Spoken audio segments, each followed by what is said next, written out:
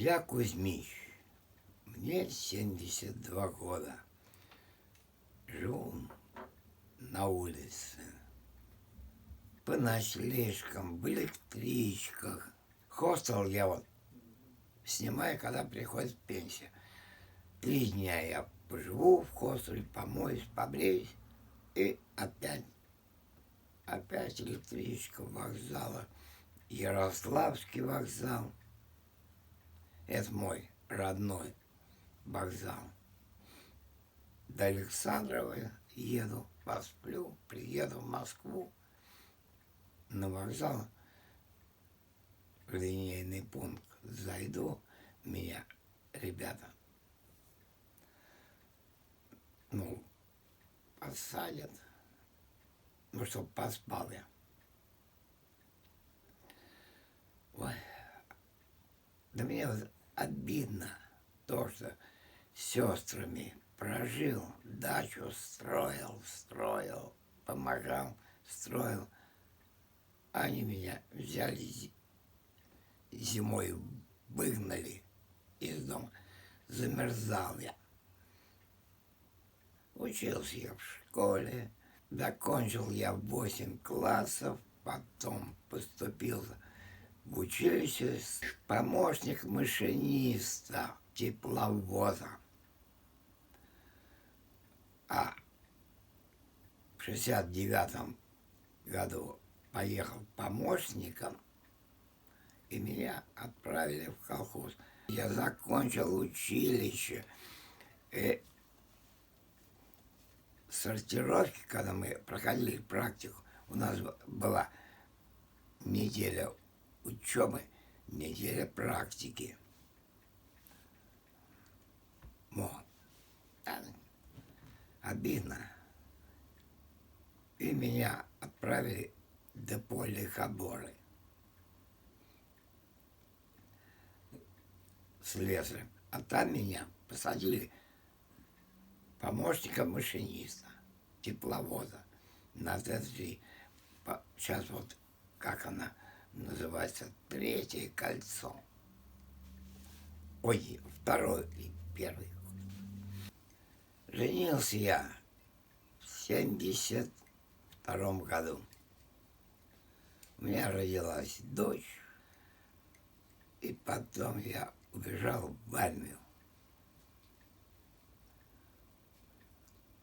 Сбежал.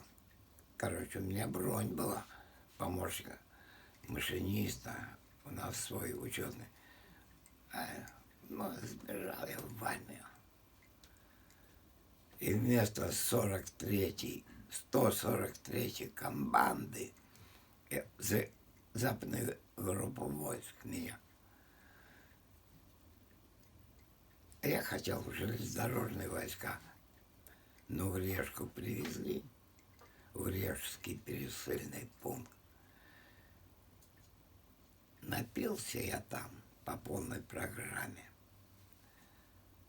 И хотел в железнодорожные войска. А потом пришел в 143-ю команду. А там уже сколько там, 140 человек. Все. И мне полковник сказал: я тебе устрою службу. Я говорю, ну отправьте меня домой-то. Ни хрена. Поспал еще, выпил, спать завалился. Ну, в Решке там эти. Ну и чё? А утром меня подняли и поедешь. Завели, один мариман сидел, другой летные погоны, голубые. А нас вот выставили.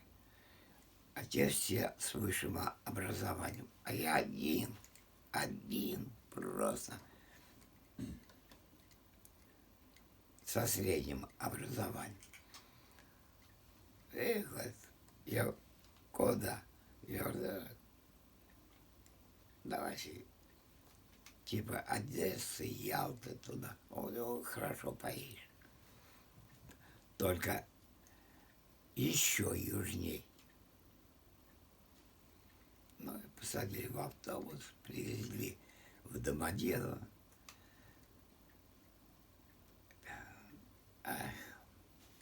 Первая посадка была в Челябинске. Начальник дизель-электростанции в зенитно-ракетном дивизионе на Сахалине. Да и вот начал я про Сахалин говорить. На работу вернулся в депо Москва-2.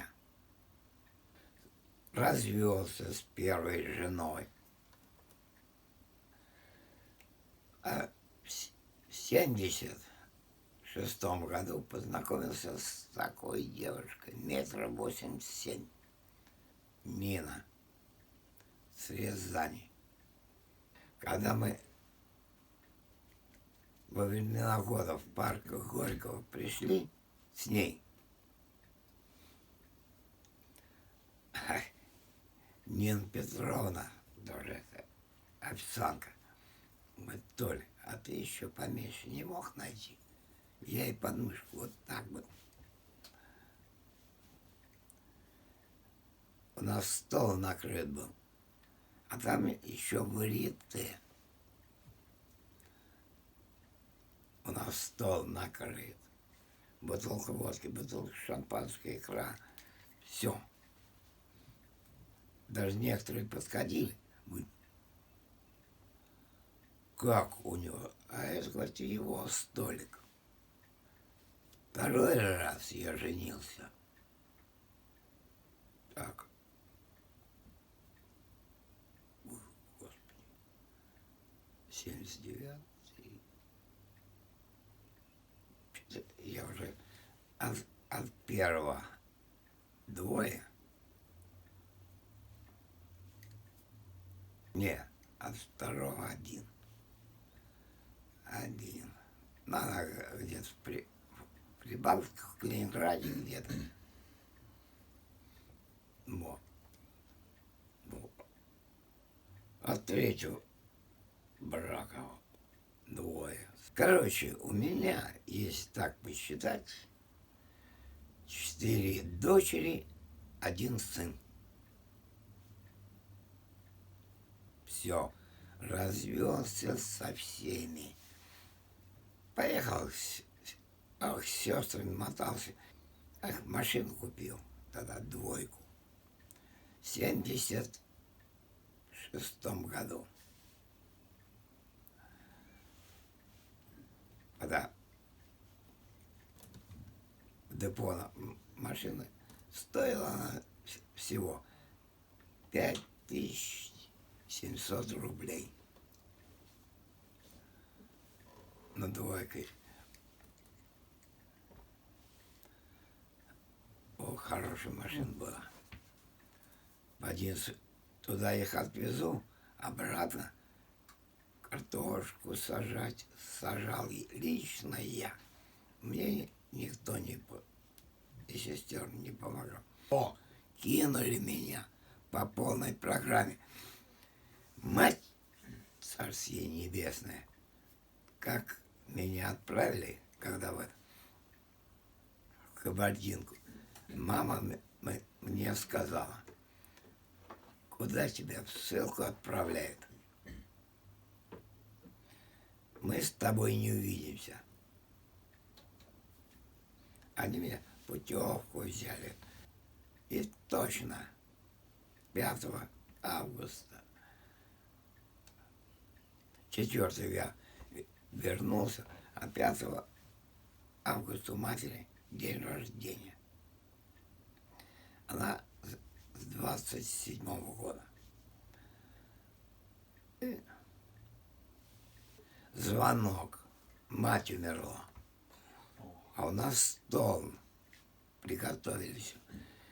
И я бегом. Господи, в мороз выгнали меня. Все посадил осенью, все. Чеснок посадил, лук. В теплице посадил морковь даже под зиму. И вот